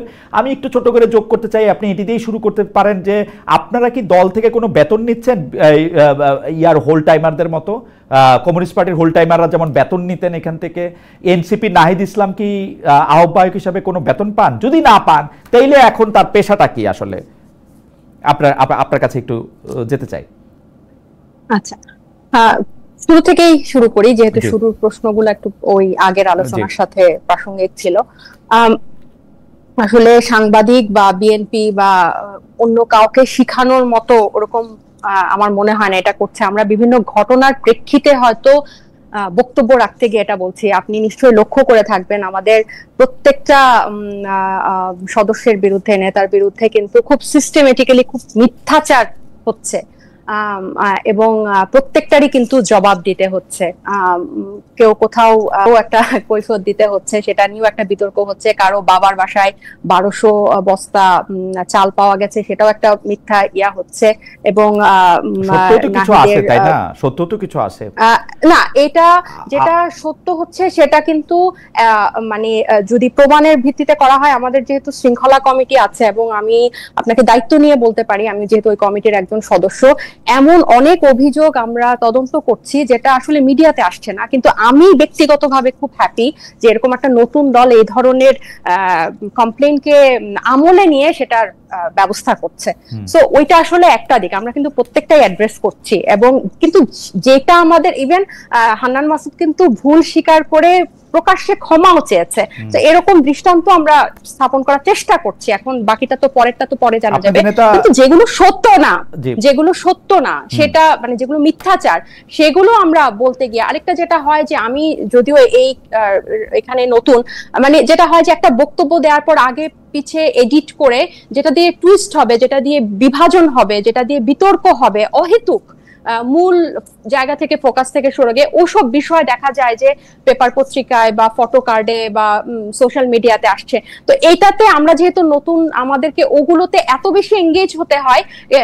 আপনি ভিউ বলেন বা ওইদিকেই আপনার সাথে এই ব্যাপারে নিশ্চয়ই আমার মানে ইনফরমেশন দিয়ে নিশ্চয়ই আপনার সাথে আমার আর্গু করতে হবে না। যে আমার কাছে মনে হয় যে জনাব আসিফ মাহমুদ সজীব ভুঁইয়ার যে এপিএস এর ইয়ার করা হলো, সেই ক্ষেত্রে এনসিপির কি অবস্থান ছিল, আমার কাছে নিশ্চয়ই এটা বলতে হবে না যে অন্যান্য জায়গায় যে স্পষ্টভাবে বোঝা যেতেছে যে কোন জায়গা থেকে এনসিপি কোথায় বাড়ি ভাড়া দিয়ে অফিস করতেছে, কেন উপদেষ্টাদের সুরে এনসিপি নেতৃবৃন্দ কথা বলতেছেন, এনসিপি নেতৃবৃন্দ কেন বাংলাদেশ সরকারকে প্রোটেক্ট করেন, কেন সার্জিসের অবস্থান সেনাবাহিনীর ক্ষেত্রে স্পষ্ট অবস্থান দেখতে চান, কেন তার গাড়ি নিয়ে কথা, এগুলি নিয়ে আসলে কথাগুলি খুবই মানে আমি কি বলবো যে আপনি জানেন যে অনেকগুলি অভিযোগের ক্ষেত্রে মানে আপনি মিথ্যা অভিযোগ বলতেছেন কিন্তু সত্য অভিযোগও কিন্তু আসলে অনেকগুলি আছে। মানে আপনারা টেকনিক্যাল তর্ক করছেন যে আপনারা টেকনিক্যাল, নাহিদ সাহেব আমি সর্বশেষটা বলি, আপনি টেকনিক্যাল তর্ক করছেন নাহিদ সাহেব তার এপিএস নগদের বোর্ডে যায় নাই, গেছে হচ্ছে উনি চলে যাওয়ার পরে আরেকজন সরকারের এপিএস। আপনারা ওইটা বলতেছেন না, আপনারা বলতেছেন মানব জমিনের সেই স্লিপটা নিয়া, যে মানব জমিন একটা স্লিপ করছে যে কোন সরকারের সময় এই রিপোর্টটা করলো, মানব জমিন যখন এই রিপোর্টটা করলো সেখানে কিন্তু সে নাহিদ ইসলামের এপিএসসি বলেছে, তারা এটা নিয়ে কিন্তু স্বীকার করেছে যে এটা, এবং তারা একটা ফোন দিয়ে কিন্তু দুজনের কাউকে জিজ্ঞেস করে নাই যে এরকম একটা অভিযোগ আছে। আপনি জানেন না তাদেরকে ফোন দিয়ে জিজ্ঞেস করা হয়েছে, আপনি সাংবিধান সেটা তো বলাই হয়েছে, তারা দুইজনই বলেছে যে ফোন দিয়ে জিজ্ঞেস করা হয় না। আমি কেন না জেনে কেন তারা ফোন দিয়ে জিজ্ঞেস করা হয় না, তারা বলছে কারণ তারা ফোন ধরেন না। আমি নিজেও তাদেরকে অসংখ্যবার ট্রাই করছি, তাদেরকে ফোনে পাওয়া যায় না, এটার মানে না কিন্তু তাদেরকে জিজ্ঞেস করা হয় নাই, they are not available। না না এটা মানে এটা কিন্তু দুইটা কথা, এটা কিন্তু দুইটা কথা। না তাদেরকে ফোন দিয়ে জিজ্ঞেস করার অনেক চেষ্টা করা হয়েছে, আমি জানি। আপনি তো তাদের বিরুদ্ধে কোনো ধরনের রিপোর্ট করেন নাই, কিন্তু যে সাংবাদিক দায়িত্ব নিয়ে এই ধরনের রিপোর্ট করবে তার তো একটা দায়বদ্ধতা আছে। টেকনিক্যালি উনি এপিএস ছিলেন না নাহিদ সাহেব, নাহিদ সাহেব চলে যাওয়ার পরে উনি এপিএস হয়েছেন ফার্স্ট টাইমে। Not technically it was his PS, এটা তো এখন বর্তমান যে আরপিএস, এবং সেটা দুই পক্ষই, তো ফয়েজ আহমেদ সাহেবও এটা ডিটেইলস এটা লিখেছেন, এটা আমার মনে হয় না যে ওখানে এটা আপনার অদেখা আছে এবং ওখানে যাওয়ার দরকার আছে। এই আমাদের এই আর্গুমেন্টটা বা এই প্রসঙ্গটা আসলো কোত্থেকে যে আমরা সবাইকে শিখাচ্ছি? আমরা কিন্তু শিখাচ্ছি না। আপনার যদি ভুল হয়, প্রমাণ থাকে, সেটা স্পষ্টভাবেই কিন্তু আসছে এবং চতুর্দিক থেকে আসছে, সিস্টেমেটিক্যালি আসছে। আমি নিজেও সেটার মানে প্রতিনিয়ত ফেস করছি। তো আমি বললাম যে কথাটা বলা হচ্ছে, যে স্টেটমেন্টটা দেওয়া হচ্ছে, সেটা যদি টুইস্টেড না হয় বা না ঘোরায়, আমরা এগুলো শিকার হচ্ছি দেখেই আমরা এই কথাগুলো অ্যাড্রেস করছি।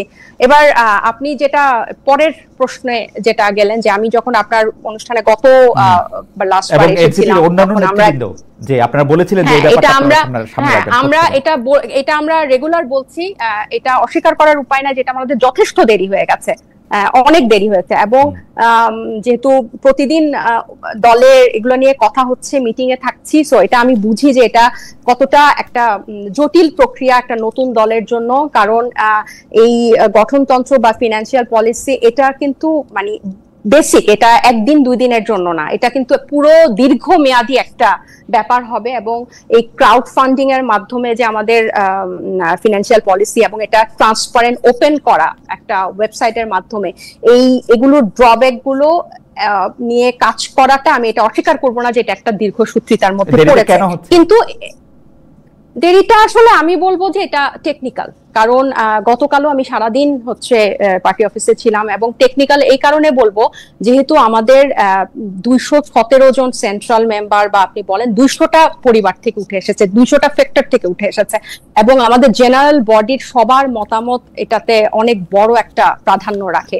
সো দেখা যায় যে কোনো একটা মতের প্রেক্ষিতে এটার ক্ষেত্রে এটা হবে, তখন আরেকবার এটা গঠনতন্ত্র টিম আবার এটা এই প্যানেলের সাথে বসে এটাকে আবার ঠিক করতে হচ্ছে, বা আরেকজনের এইটা এই ফিনান্সিয়াল পলিসিটা মানে একদম আমি বলবো না যে এটা আসলে দায়সারা হয় বলার জন্য যে ফাইনাল টাচ চলছে। আমি বলবো যে এটা সবার সম্মতিক্রমে পাশ করানো বা বের করে আনাটাতেই সময়টা লাগছে, এবং এটা খুবই যুক্তিসঙ্গত।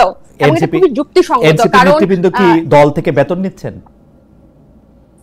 না, এটা তো এরকম তো হচ্ছে না, উল্টা আমাদের ম্যাক্সিমামই হচ্ছে কিন্তু চাকরিজীবী। আমাদের মানে আমাদের মিটিংগুলো হয় রাতে। নাহিদ ইসলাম সাহেব এখন কি করেন? নাহিদ এখন একটা রাজনৈতিক দলের আহ্বায়ক, এবং সে সাংগঠনিক কাজেই ব্যস্ত।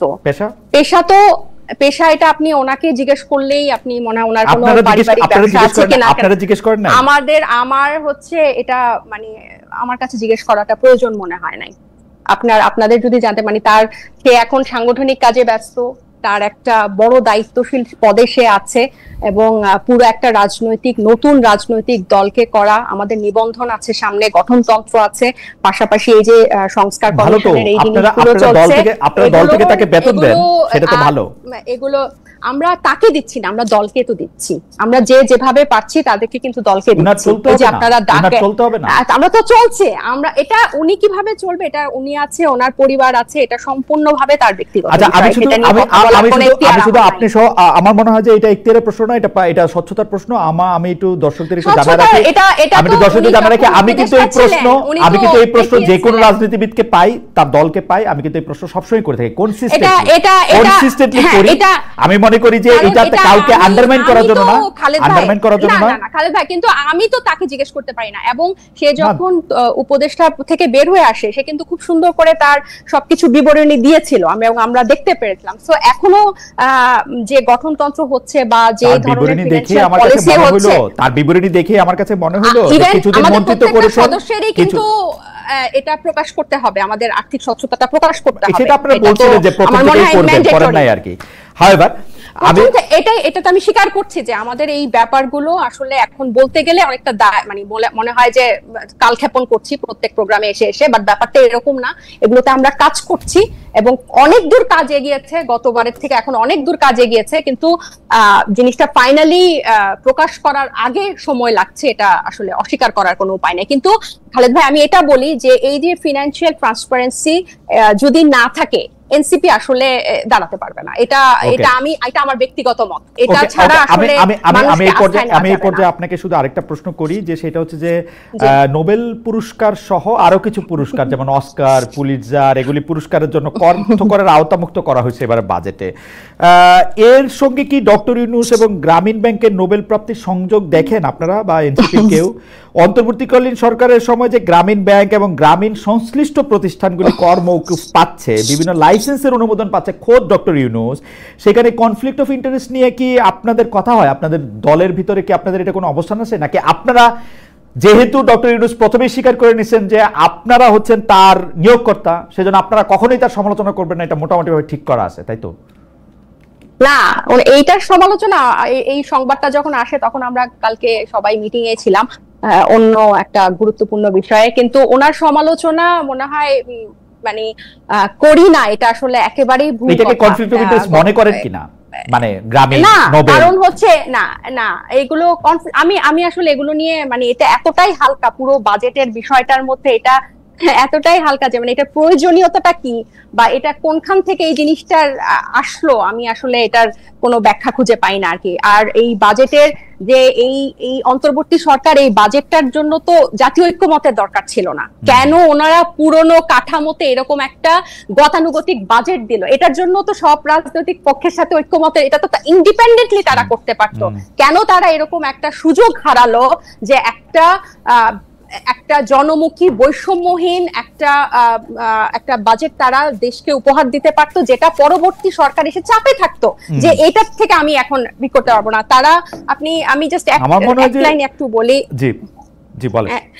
তারা কি এই যে অর্থনৈতিক সংস্কার নিয়ে কিন্তু তাদের কাছে 2টা প্রতিবেদন ছিল, আমরা এগুলা নিয়ে কোনো আলোচনা দেখলাম না।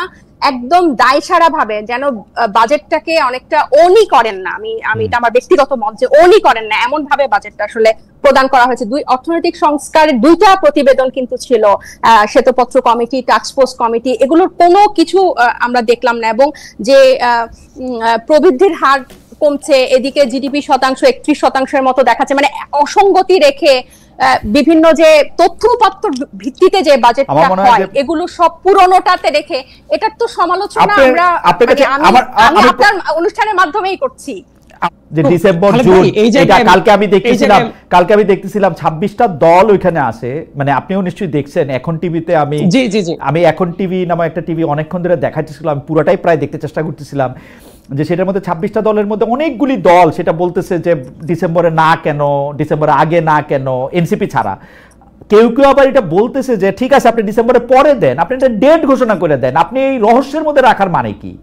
মানে আমি কিন্তু মানে এটা আমি একই প্রশ্ন আমি তাজনুবার কাছেও জানতে চাইবো যে ডক্টর জাবিন আপনিও আমাদেরকে একটু বলবেন যে আপনাদেরকে একটু মানে মানে জানতে ইচ্ছা করতেছে না যে কেন এই ডিসেম্বর থেকে জুনের এই একটা করিডোর রাখা হয়েছে?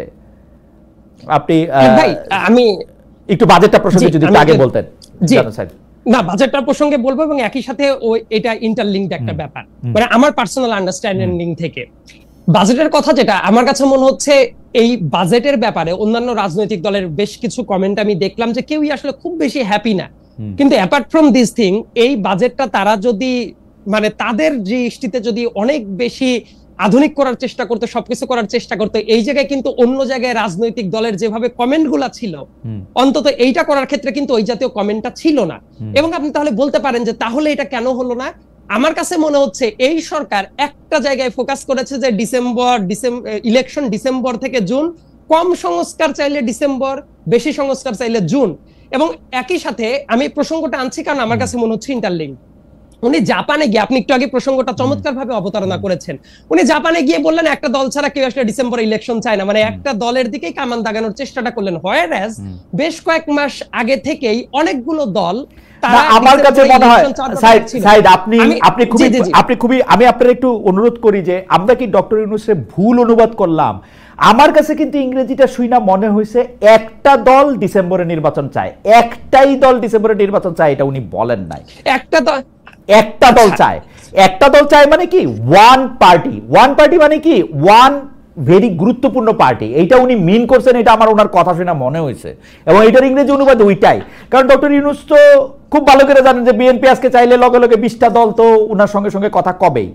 আমার কাছে মনে হয়েছে, আপনার কাছে কি মনে হয়েছে? আপনার কাছে কি মনে হয়েছে? কিন্তু আমরা এটার অনুবাদ করলাম একটা দলই শুধু ডিসেম্বর নির্বাচন চায়। দিস ইজ লাইক, আমি এক্স্যাক্টলি আমিও যখন এটা দেখলাম প্রথমবারের মতো, আমার কাছে মনে হয়েছে যে এটা আসলে কি আসা উচিত ছিল না। যেমন আপনি একটা টিভির কথা বলছিলেন, আমরাও তো বিভিন্ন জায়গা থেকে যখন এই সোর্সিংটা দেখি, আমার কাছে মনে হয়েছে, কারণ অতীতে তো একেবারে পত্রিকার রিপোর্টই আছে অনেকগুলো দল চাচ্ছে, তখন আমার কাছে মনে হচ্ছে এই কথাটা কেন এইভাবে কেন আসলো। তো তারপরে এই ব্যাপারটার কনক্লুশন চলে এসেছে, কারণ ডক্টর মোহাম্মদ ইউনূস আসার পরে যখন অনেকগুলো রাজনৈতিক দল নিয়ে বসেছেন, উনি তো প্র্যাকটিক্যাল পিকচারটাই দেখেছেন, অনেকগুলো দলই চায়। এবং এই জায়গায় দেখেন ওনার আরো একটা জায়গা একটু মার্ক করে দেওয়াটা জরুরি। কিছুদিন আগে একটা ইন্টারভিউতে উনি বলেছিলেন মোটামুটি যে ডিসেম্বর হলে কম্প্রোমাইজড হয়ে যাওয়ার একটা সম্ভাবনা আছে ইলেকশন, এই টাইপও একটা তার নোশনটা ছিল, আপনি মনে করতে পারেন হয়তো বা। তো আমার কথা, 1.5 বছর ক্ষমতায় থাকার পরে ডিসেম্বরে যদি কম্প্রোমাইজড ইলেকশন হয়, তাহলে ওই পরবর্তী 5 মাসে কি এমন পরিবর্তন হবে যে সবচেয়ে একটা স্ট্যান্ডার্ড ইলেকশন হবে। আমরা তো অতীতের প্রেসিডেন্ট ডক্টর বিচারপতি শাহাবুদ্দিন আহমেদ যখন ছিলেন, ওই সময় 3 মাসের ভেতর অনেক চমৎকার একটা না জনাব আব্দুল্লাহ, আমি যদি প্রশ্নটাকে একটু ঘুরায় বলি, যে ডিসেম্বরে জনাব তারেক রহমান আইসা বাংলাদেশের প্রধানমন্ত্রী না হইয়া যদি মার্চ মাসে হন, কি এমন সমস্যা হবে? আমিও ব্যক্তিগতভাবে যেটা মনে করি, এই সরকার যেভাবে জুন পর্যন্ত বলছে, এটা না বলে আমি জাস্ট আমার কথাটার প্রসঙ্গে বলছি, এই সরকার বলুক যে ঠিক আছে জুন না, ডিসেম্বরে হচ্ছে না, জানুয়ারিতে হচ্ছে, ফেব্রুয়ারিতে হচ্ছে, এই টাইপ কোনো ডেটও তো আসছে না। যতবার করে বলছে December two June, December two June, কিন্তু তার যদি একটা ডেটে চলে আসতো, আমার কাছে মনে হয় সংখ্যাটা কি, মানে ভয়টা কোথায়? আবার একটু ব্যাখ্যা করে তো, এটার মধ্যে থেকে বিএনপি ভয়টা কোথায় পাচ্ছে? বিএনপি ভয় পাচ্ছে ব্যাপারটা তো উল্টা ভাবেও বলতে পারেন, যে বিএনপি দাবি করলে সরকারের ভয়টা কি? হ্যাঁ, বিএনপি একটা রাজনৈতিক দল, বিএনপি ইলেকশন চায়, রাজনৈতিক দল ইলেকশন চায় না। সরকার তো দুষ্ট, বিএনপি তো ভালো। বিএনপি প্রবলেম কি ছিল? আমি ভালো খারাপ, খালেদ ভাই, ভালো খারাপ এই ডিসিশন নেওয়ার আমিও কেউ না, আপনিও কেউ না, আমি তো নাই, আমি ওই আলোচনা না যাই। রাদার আমি বলি, ব্যাপারটা হলো আপনি যে প্রশ্নটা করলেন, সরকার কিসের এত ভয় পায়, এটাও তো তাহলে একই সাথে আলোচনা হওয়া দরকার, তাই সরকারের এত ভয় কিসের? আসেন আমরা ভালো মানুষের মতো, সরকার যেটারে ভয় পাইতেছে সেটার আমরা মাইনা নেই, যে সরকার ভয় পাইতেছে এটা কম্প্রোমাইজড হবে, এইটাই ভয়। তো সরকার তাহলে কি সংস্কার করলো? তারা জাতির এত প্রত্যাশা নিয়ে বিএনপি রাস্তাঘাটে এত বেশি চাঁদাবাজি করছে, এত ব্যস্ত রাখছে সরকার কোনো সংস্কার করতে পারে না। আপনি এটা মনে করেন? আমি প্রশ্নটা করতেছি, আমার মনে করাটা বাদ দেন আপনি। আচ্ছা, তার মানে এই যে এই জাতীয় ধারণা, তো ধরেন একজন চাঁদাবাজি করলো, আমি দেখতে চাই তাকে নিয়ে যে পুলিশ স্ট্রেট ফরওয়ার্ড গ্রেফতার করে নিয়ে চলে যাক, এটা তো সরকারের কাজ রে ভাই। সরকার এখন দেখেন সিনারিওটা আমি বলি, সরকার ব্যর্থতার দায়ভার কিভাবে চাপায়, এই উদাহরণটা আমি দিব খালেদ ভাই। আমার মনে হয় যে একটু যদি ফ্রিলি আমি বলতে পারি তাহলে উদাহরণটা দিতে পারি। 1 মিনিটে বলেন। জি, সুস্পষ্ট একটা উদাহরণ, সাবেক রাষ্ট্রপতি আব্দুল হামিদ যখন এয়ারপোর্ট দিয়ে চলে গেল, অ্যাজ ইফ সরকারের কেউই জানতো না, কিন্তু পরবর্তীতে বিভিন্ন ডকুমেন্ট নিয়ে খুবই ক্লিয়ারলি দেখা গেল যে ওই জায়গায় বর্তমানের এসবি ডিআইজি ইমিগ্রেশনের দায়িত্বে যিনি আছেন এবং এসবি চিফের যারা দায়িত্ব আছেন, তাদের প্রত্যক্ষ পারমিশনের ভিত্তিতে তারা এয়ারপোর্ট ছেড়েছেন এবং ভিআইপি ট্রিটমেন্টেই আব্দুল হামিদ এয়ারপোর্টটা ছেড়েছেন। স্বরাষ্ট্রমন্ত্রী বলেছিলেন বড় গলায় যে এটার তদন্ত করে যদি না বের করতে পারেন পদত্যাগ করবেন, কমিটিও খুলে দিয়েছিলেন। প্রথম কথা তার পদত্যাগ করা উচিত, এক্ষেত্রে আমি আপনার সাথে একমত, এবং স্বরাষ্ট্রমন্ত্রীর উচিত সরকার প্রধানের দিকে আঙ্গুল তোলা। না, শেষ হয় নাই, আমি আসছি। দেখেন, ঠিক এইটার জন্য পরবর্তীতে একজন নায়িকা নুসরাত ফারিয়া, ওই নুসরাত ফারিয়া ভালো কি খারাপ কি অমক তমক আমি এই আলাপে যাচ্ছি না, কিন্তু উনাকে এয়ারপোর্ট থেকে যেতে দেওয়া হলো না, গ্রেফতার করে নিয়ে যাওয়া হলো। তার পরবর্তীতে তাকে যে মামলা গ্রেফতার দেখানো হয়েছিল, মানে 300 আমি আসছি ওই পয়েন্টে আমি আসছি। তারপরে স্বরাষ্ট্র উপদেষ্টা কি বক্তব্য দিলেন, যে ছেড়ে যদি দিতাম তাহলে তো বলতেন ছেড়ে দিলাম কেন। উনি তো শপথ নিয়েছিলেন আবেগ বিরাগের মানে বশবর্তী হইয়া উনি কাজ করবেন না। তার মানে উনি কি এই জায়গায় আবেগ বিরাগের বশবর্তী হইয়া আব্দুল হামিদ যে চলে গেছে এই ব্যর্থতাটা ঢাকার জন্য আর একজনকে নিয়ে এসে এই যে কাজটা করছে, তার মানে সরকার কিভাবে ব্যর্থ হচ্ছে এই দায়কে, এটা কি রাজনৈতিক দলের? আপনি যে বললেন একটু আগে যে বিএনপির জন্য কোনো কাজ করতে পারছে না, এই জায়গায় বিএনপির ইম্প্যাক্টটা কোথায় ছিল যে কারণে এত বড় একটা ব্লান্ডার করে বলবেন? এই জায়গায় ছিল না, নানা জায়গায় ছিল আর কি। এরকম আরো বহু জায়গা আছে খালেদ ভাই, এরকম বহু জায়গা আছে। আপনি দেখেন মাঠ পর্যায়ে আপনি খোঁজ নেন, সাইদ আপনি মাঠ পর্যায়ে খোঁজ নেন, আমি তো বাংলাদেশের সাথে কানেক্টেড থাকি, মাঠ পর্যায়ে কিন্তু প্রতিটা ক্ষেত্রে, প্রতিটা থানায়, প্রতিটা উপজেলায়, প্রতিটা টেন্ডার ভাগিতে, প্রতিটা মানে আপনারে বিএনপির লোক কইব যে ওর সাথে আপনি গেঞ্জাম আসেন আমি নেগোসিয়েশন করে দিচ্ছি, থানা দিয়ে আপনি কি করবেন, বা আমার সাথে নেগোসিয়েশন করবেন না, মামলাগুলি আমি আপনার এগেইনস্টে দিব, আপনি খোঁজ নিয়ে দেখেন সাহেব। মানে আমি বাড়ায় বলতেছি, আপনি যে বললেন না প্র্যাকটিক্যালিটি, আমি কখনোই কিন্তু বলছি না যে বিএনপি অপকর্ম করছে না, এটা আমার কনক্লুসিভ রিমার্ক। অনেক জায়গায় অপকর্ম হচ্ছে। বিএনপি কি ফেরেশতাদের দল? না, আমার মনে হয় বিএনপি প্রধান যারা আছেন তারাও দাবি করেন, অন্যান্য দলের ক্ষেত্রেও সেম কাহিনী। এই যে ছোট্ট একটা দল এনসিপি, এই এনসিপি তো থানায় কেউ গ্রেফতার করলে তারা গিয়ে ছাড়ানোর জন্য চলে যায়, জামাতেরও অনেক জায়গায় হচ্ছে। তার মানে এটা বাংলাদেশেরই পিকচার। এবং আমি কিন্তু কখনোই বলছি না যে এই দলটা কোনো অপকর্ম করছে না। আমি কি বলছি খালেদ ভাই?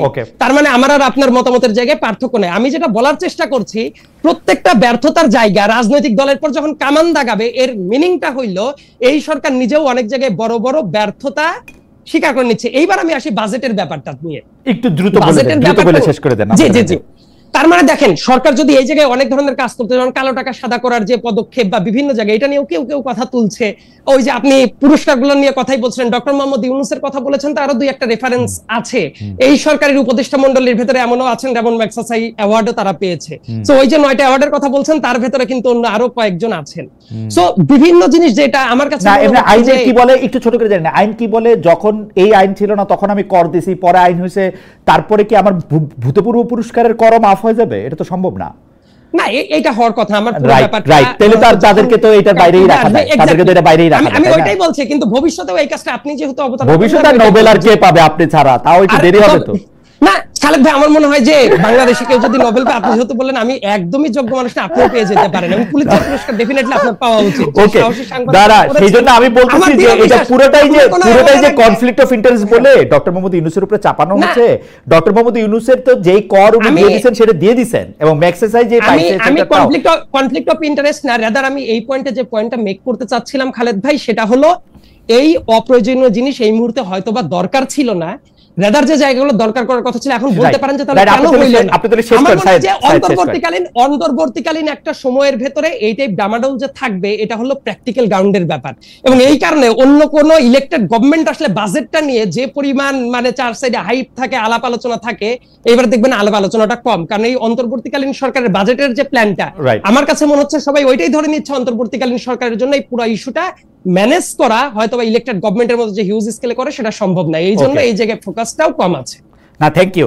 আমার দুইটা প্রশ্ন নিয়ে আমি ডক্টর জাবিন আপনার কাছে আসতে চাই, যেহেতু সরকারের মানে সরকারের সাথে আমি এনসিপির মানে সম্পর্কের ম্যাট্রিক্সটা একটু আমি ধরতে চেষ্টা করতেছি, আমি না বাকি অনেকেই ধরতে চেষ্টা করতেছে।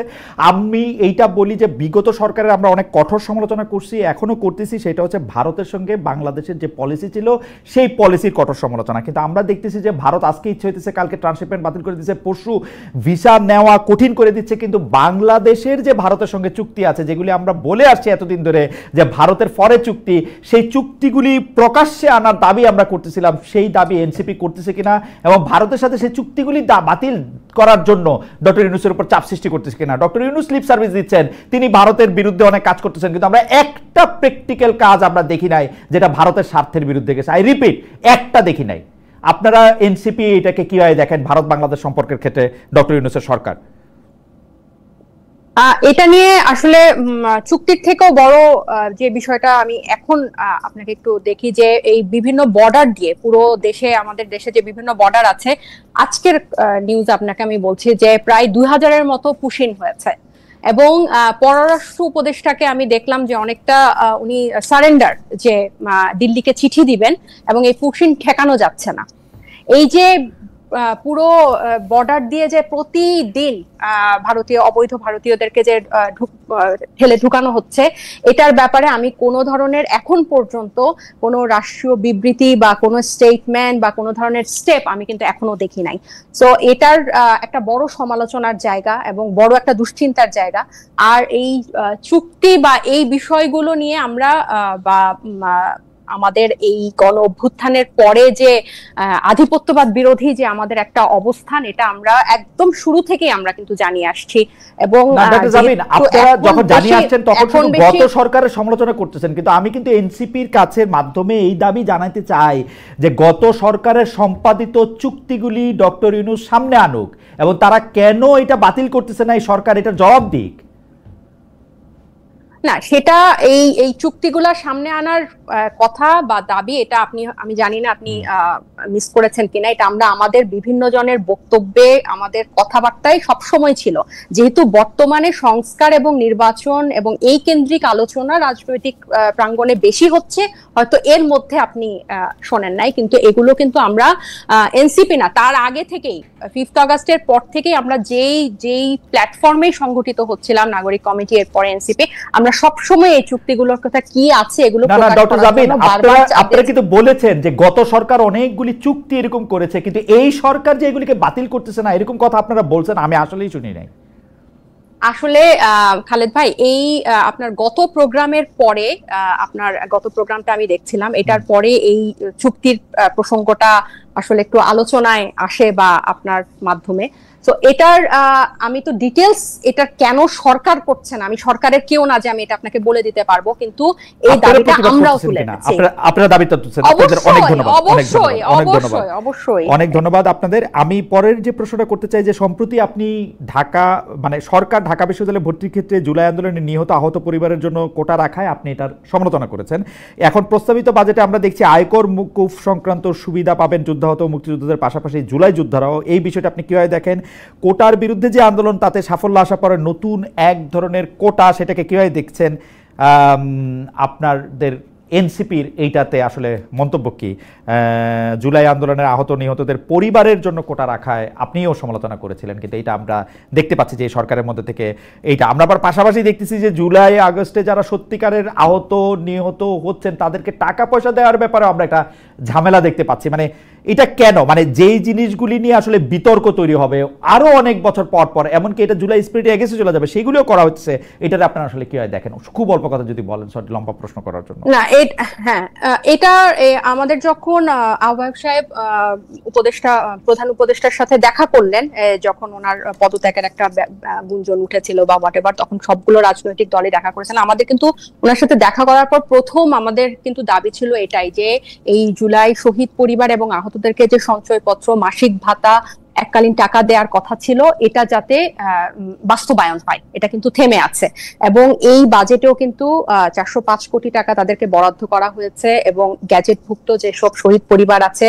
আহত যারা আছে 12,000-এর মতো, তাদেরকে ফ্ল্যাট দেওয়ার কথাও বলা হয়েছে। এবং এই যে জুলাই আহত বা শহীদ, এরা কিন্তু বেশিরভাগই হচ্ছে তরুণ এবং ছাত্ররাই, এবং তাদের ভবিষ্যৎ, অনেকের কিন্তু একেবারেই কর্মক্ষমতা চলে গেছে বা আংশিক আছে। তো এই ব্যাপারটাকে, তাদেরকে সাহায্য করার ব্যাপারটাকে অবশ্যই আমরা সাধুবাদ জানাই, কারণ দীর্ঘ একটা স্বৈর শাসকের পতন হয়েছে বা বাংলাদেশ মুক্তি পেয়েছে এদের বিনিময়। তো এটাকে অবশ্যই আমাদেরকে অ্যাকনলেজ করতে হবে। আমরা এনসিপিও এই গণ অভ্যুত্থানের পরবর্তী এটার স্পিরিট ধারণ করে করা একটা দল, আমরা তো অবশ্যই এটাকে সাধুবাদ জানাবো। এবং পাশাপাশি এই বাজেটে যেগুলো বরাদ্দ করা হয়েছে, মাসিক ভাতা, সঞ্চয়পত্র, ফ্ল্যাট, যেটাই হয় সেটা যাতে অবশ্যই বাস্তবায়ন হয়, সেটা যাতে এই রয়ে না যায় আর কি, যে জাস্ট বাজেটের মধ্যে সীমিত না থাকে। ঠিক আছে, আমি শেষ প্রশ্ন আপনাকে করছি।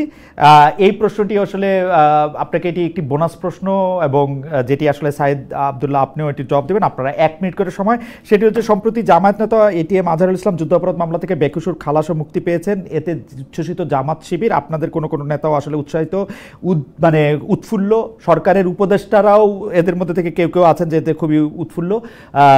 এই রায়ের প্রতিবাদে যারাই কর্মসূচি পালন করতে গেছে তাদের উপর হামলা করেছে কোথাও কোথাও জামাত শিবির, এরকম খবর আমরা পড়েছি। এই বিষয়টি এনসিপি আসলে কিভাবে দেখেছে? মানে এটি কি হামলার খবরটি ভুয়া বা হামলা আসলেই করেছে? এনসিপি এটি নিয়ে আলোচনা করেছে কিনা যদি ছোট করে বলেন, এবং সাইদ আব্দুল্লাহর কাছ থেকে এটা আমি ছোট করে 1 মিনিট।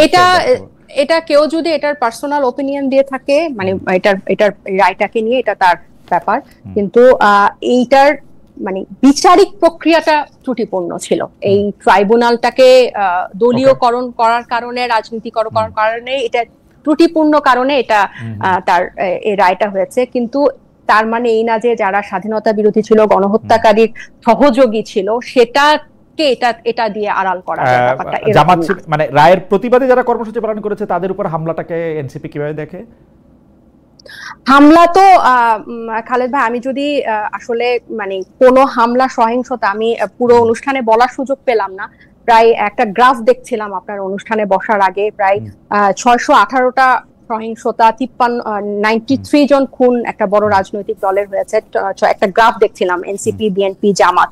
তো কোনো সহিংসতাই আসলে কাম্য না এবং মারামারি কাম্য না, কারণ সেটা এই যে দ্বিমত পোষণ বা অন্য মত বা ভিন্ন মতের কে দমন করা, বিরোধীকে দমন করা, এই কালচারটা থেকেই আসলে আমরা মুক্তি পেতে চাই, এবং এটাকে পুঁজি করেই কিন্তু এগুলাকে বন্ধ করে মারধর করে কিন্তু হাসিনা ওকে, আমরা এই প্রসঙ্গে একটু জনাব সাইদ আব্দুল্লাহ আপনাকে শুনতে চাই। এটি শেষ প্রসঙ্গ, আপনি যদি এক মিনিট বলেন। জি, আমার কাছে মনে হয় ক্রিমিনাল মামলার যে কোনো হিসাবটাই হলো যে আপনার বিয়ন্ড রিজনেবল ডাউট প্রুভ করতে হয়।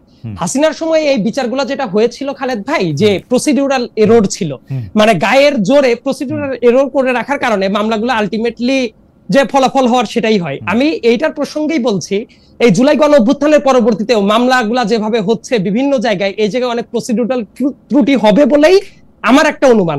ওই জায়গা থেকে শিক্ষা নিয়ে আমাদের যেটা করা উচিত, অফেন্স যেটা হচ্ছে, অফেন্সকে বিয়ন্ড রিজনেবল ডাউট যদি প্রুভ করতে হয়, মামলা যেন তেন ভাবে করে দেওয়া, যেন তেন ভাবে জোর করে এই শাস্তিটাই দিতে হবে, ওইটা করতে গিয়ে প্রসিডিউরাল এরর করা, এই জায়গাটা করা উচিত না। যেটা 2013 সালের রায় বলেন, সময় বলেন, এগুলা হয়েছিল। অফেন্স কি সেটা আলাদা ব্যাপার, রায়ের তো প্রসিডিউরাল ব্যাপারটা আলাদা।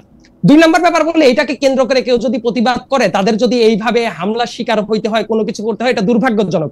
এটা প্রত্যেকটা রাজনৈতিক দলের ক্ষেত্রে আমি যেটা মনে করি, বিএনপি, জামাত, এনসিপি, বাম, ডান, সবার জন্য সামনের দিনের বাংলাদেশে এই হাতাহাতি, মারামারি, কেউ একটা মতামত দিল তাকে যে মারতে হবে, ধরতে হবে, এইটা থাকা উচিত না। আমি 1 মিনিট সময় নিয়েছিলেন, জাস্ট একটা প্রসঙ্গ আমি মনে করেছিলাম যে আপনি ওই যে আর্টিকেল 70 নিয়ে যখন কথা বলছিলেন, আবার আপনি ব্যাক করতে চেয়েছিলেন, যেহেতু শেষই হয়ে যাচ্ছে, জাস্ট আমি একটা কথা বলে শেষ করে দেই। ওই জায়গার ক্ষেত্রে যে সব আইনেই যে মত প্রকাশ করার জায়গায় থাকলো না, ব্যাপারটা তো এইরকম না। লাইক এমন হতে পারে তো ধর্ষণের সর্বোচ্চ শাস্তি মৃত্যুদণ্ড নাকি যাবজ্জীবন কারাদণ্ড, এইটা নিয়ে আমাদের সংসদে একটা প্রাণবন্ত ডিবেট হইতেই পারে। সেই ক্ষেত্রে মেম্বার অফ পার্লামেন্ট যারা আছে প্রাণ খুলে কথা বলতেই পারে। একটা সময় ছিল যে রাজনৈতিক দল একটা স্ট্যান্ড নিয়ে নিল যে রাজনৈতিক দল এই আইনটা করতে চাচ্ছে যে ধর্ষণের সাজা মৃত্যুদণ্ডই হবে। আর্টিকেল 70 এখন যে অবস্থা আছে সেই অবস্থাও এটা আলোচনা হইতে বাধা নাই। আমি ওইটাই, আপনি যেভাবে বলছিলেন যে আসলে কোনো কিছুই করা সম্ভব না, আমি ওইটাই বলছি। এটা আমার কাছে কোনো কিছু মিনই করে না। এটা আমার কাছে কেন মিন করে না? আপনি যখন এটার মধ্যে থেকে আসলে এটা আইন করবেন, আপনি ভোটটা দিতে পারবেন আইনের পক্ষে বা বিপক্ষে, আপনি কথাই কইতে পারবেন, শুধু আপনি দাঁড়ায়া সুন্দর সুন্দর করে কথা কইতে পারবেন। অথবা ওই যে আমি মমতাজ, আমার প্রিয় শিল্পী, তার গানের কথা কইতেছিলাম, ওই গান আপনি গানটাই গাইতে পারবেন, আর কিছু করতে পারবেন না। আমি মনে করি বাংলাদেশের সংবিধানে যদি প্রথম পরিবর্তনটা করতে হয়, সেটা হচ্ছে আর্টিকেল 70 রিপিল করা, এবং বাংলাদেশের আমিও মনে করি এইটা ব্যাপকভাবে সংশোধন করা উচিত। এটা আমি নতুন এটা পুরোপুরি বাদ দিলে এই সাবকন্টিনেন্টাল ভিউয়ে মানসিকতার ভিউ, যে সাবকন্টিনেন্টাল মানুষরা আলাদা রকম মানুষ। খালেদ ভাই বাংলাদেশের বাস্তবতাটাকে আমরা যদি না বুঝি, বাংলাদেশের বাস্তবতা আপনি সাইদ আব্দুল্লাহ, আপনি বাংলাদেশের বাস্তবতা, বাংলা